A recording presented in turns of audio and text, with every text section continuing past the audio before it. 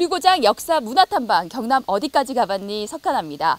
오늘 저희가 선생님과 함께 찾아온 곳은요. 경남에서 가장 북쪽에 있는 거창에 왔습니다.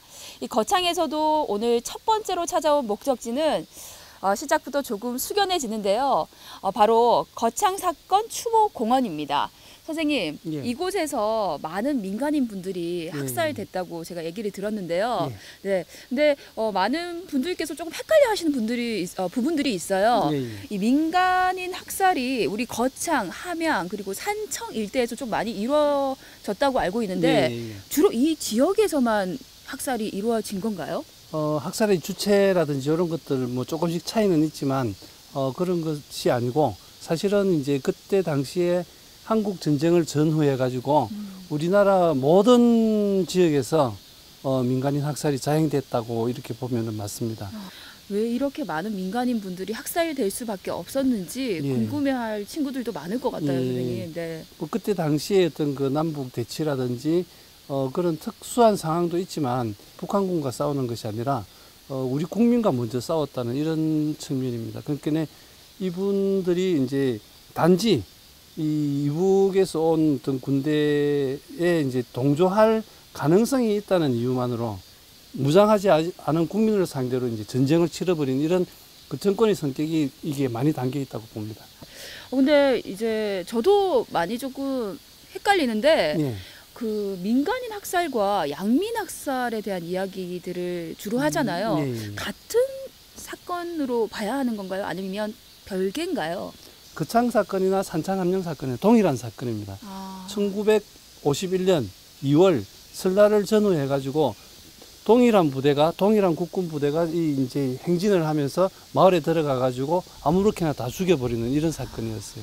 그러니까 지역에 따라 가지고 거창 사건 따로 있고 산청 함양 사건 따로 있고 이런 게 아니고, 물론 지금 이제 추모공원도 따로 있긴 하지만은 이 둘은 동일한 성격으로 이렇게 보고 우리가 이제 처리를 생각을 해야 될 것 같고요.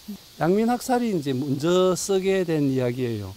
그리고 나중에 민간인 학살이라는 걸 쓰게 되는데, 양민이라는 말에는 착한 백성, 뒤집어서 이야기하면 비양민도 있는 거죠. 이런 피해의식, 억울함 이런 게 담겨 있어요.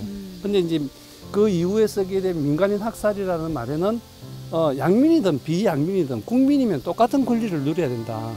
이렇게 하는 데서 이제 우리가 이제 그 사이에 민주주의가 조금씩 더 축적되고 학습이 되면서 높아진 국민들의 수준을 반영한 게 민간인 학살, 피해의식과 이제 말하자면 억울함 이런 것들을 이제 그대로 직설적으로 토로하는 게 양민 학살 이렇게 볼 수가 있습니다.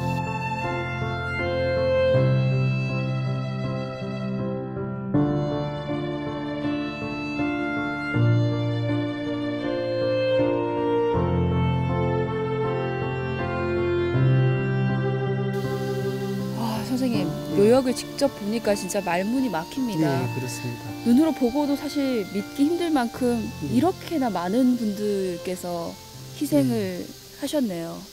여기가 당시 2살, 그 형이 당시 4살, 그 둘이 누나가 당시 8살, 그 저쪽에 어머니 아버지까지 다 같이 이 자리에서 부자지간에 조선지간에 제삿날이 갔다는 이런 엄청난 뭐라 말할 수 없는 이런 일들이 바로 이 자리에서 이렇게 이제 붙여가지고 당시 이야기를 우리한테 해주고 있는 것 같습니다. 그러니까 이분들뿐만 아니라 지금 여기 계신 모든 분들의 제삿날이 다 같은 날인 거죠. 그렇죠. 하루 차이죠. 10일 아니면 11일이죠.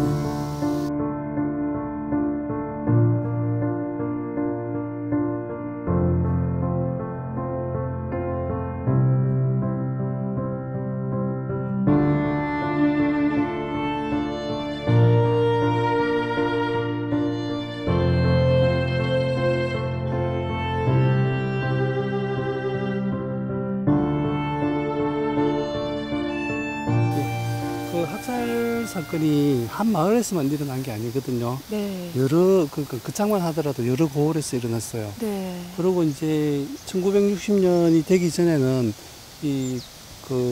말조차 더 하기 어려웠는데 그 상황에서 그냥 여기다가 갖다 파묻은 거예요. 모든 마을에 있었던 거예요. 이게 누가 어느 뼈가 누구의 것인지를 알 수가 없잖아요. 그래서 좀 큰 거는 이렇게 해가지고 남자 합동지묘. 그리고 좀 작은 거는 저쪽에 이제 여자 합동지묘. 그리고 저기 그 진짜 조그만 것들은 저쪽에 그 거의 무덤도 쓰지 않고 바위하고 이제 비스만 네. 조금 있는데 저기는 소화지묘. 이런 식으로 그냥 세무더기로 구분해가지고 이렇게 같이 묻은 거죠. 또 비석은 이제 그 1960년이 되면서 한 1년 남짓 공간이 열렸죠, 그죠? 그때 이제 이 위령비를 세웠습니다. 네. 그 이제 그 좋은 뜻으로 이렇게 새겼는데 그게 이제 1960년에 열렸던 그 공간이 이제 1961년 5.16 쿠데타로 다시 닫혔어요. 그냥 위령비를 쪼개거나 이제 이렇게 한 게 아니라 그 글자 하나하나를 이제 정으로 쪼아내면서까지 해가지고 파묻었어요. 왜 그랬나요? 그럼 그때 그랬던 사람한테 물어봐야 되겠죠. 그 여기 이 사람들은 해마다 이제 자기 그 조상 묘소를 모셔놓고 제사도 제대로 못 지냈어요. 이런 사소한 차별이 사실은 일상 속에서 피눈물 나게 하는 것들이거든요. 그것이 이제 바로 이 현장에 있는 것들입니다.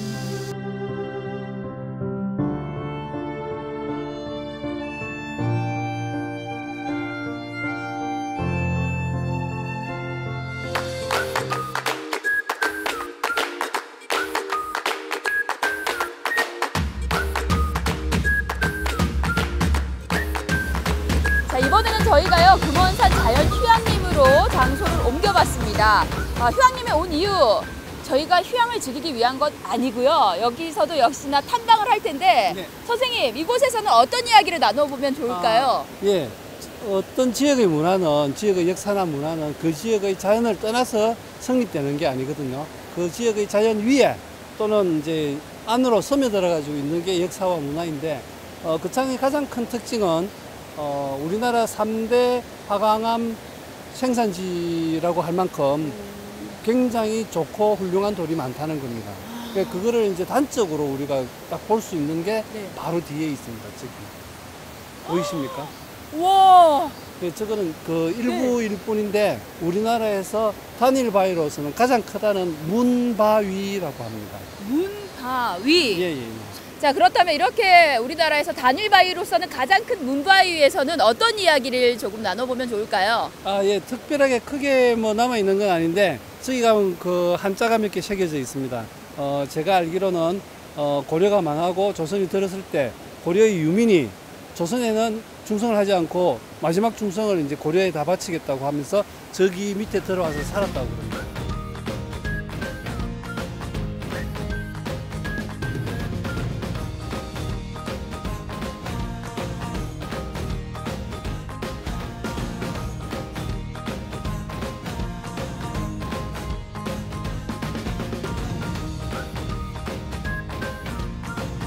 저희가 이제 문바위를 지나서 더 깊숙한 골짜기로 온 것 같은데요, 선생님. 예. 이곳에는 어떤 이야기를 들어볼 수 있을까요? 가섭, 암지, 마의, 삼존불상 뭐 이런 정도 됩니다. 가섭암지가 무슨 뜻이에요? 이제 끊어볼게요. 가섭.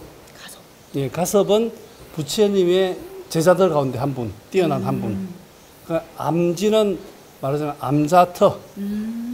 그 마에는 요런 이제 그 절벽 같은 데 가다가 갈아서 새긴 거를 마에라 그래요. 네.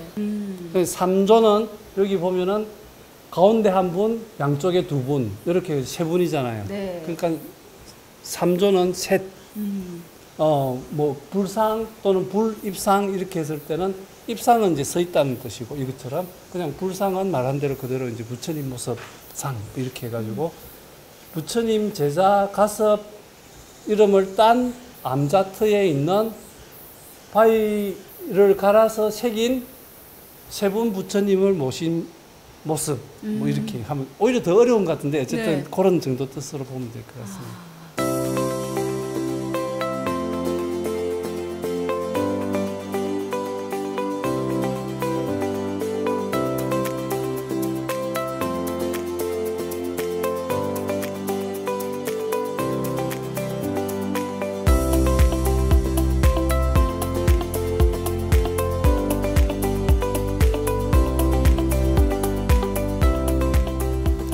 거창 탐방의 마지막 목적지는 바로 왜 안 나오나 했습니다. 바로 명승지 중에 한 곳이죠. 수승대에 왔는데요. 예. 저희가 선생님 서 있는 곳이 어디죠? 관수루입니다. 관수루. 네, 예, 어떤 곳인가요? 구연서원의 정문이고요. 이걸 이제 누정도 좋고, 네. 풍경도 좋고, 물도 좋고, 우리는 빼더라도 여기 와서 항문을 닦았던 모든 사람들이 좋은, 모든 것이 좋은 이 자리에 우리가 왔습니다. 여기 관수루에서는 물을 관찰한다. 그리고 저쪽 건너편에 보면 요수정이라고 있어요. 네. 그건 말 그대로 물을 좋아한다. 이제 물과 선인들의 수행이 어우러지는 자리가 바로 요 일대가 됩니다, 지금. 네. 네, 그리고 그 문화재로서 남아있는 것이 이런 관수라든지 요수정, 이것처럼 이제 물을 담고 있는 누정, 이렇게 이야기할 수 있습니다.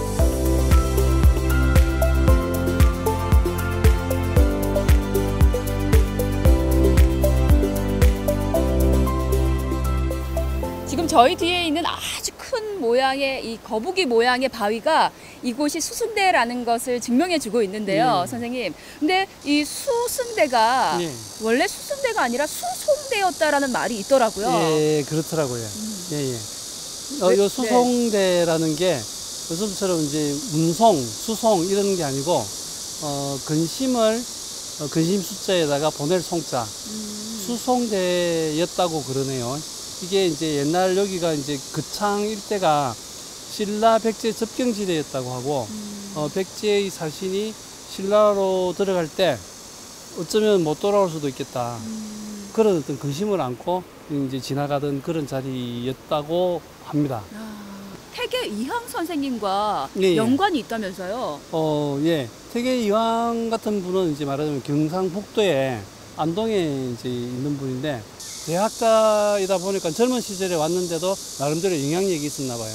뭐 어디 가서는 그 송림을 조성하기도 하고 마을 이름을 바꾸기도 하고 했는데, 그 중에 하나가 요 수송대라는 이름을 바꾼 게 있습니다.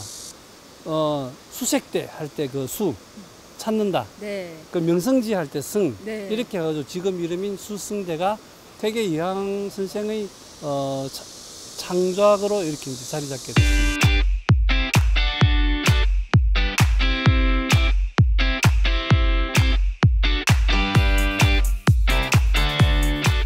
오늘 역사 탐방은 뛰어난 자연 환경을 바탕으로 많은 이야기가 생긴 곳, 그리고 아픈 역사도 함께 품고 있는 거창을 알아가는 시간이었습니다.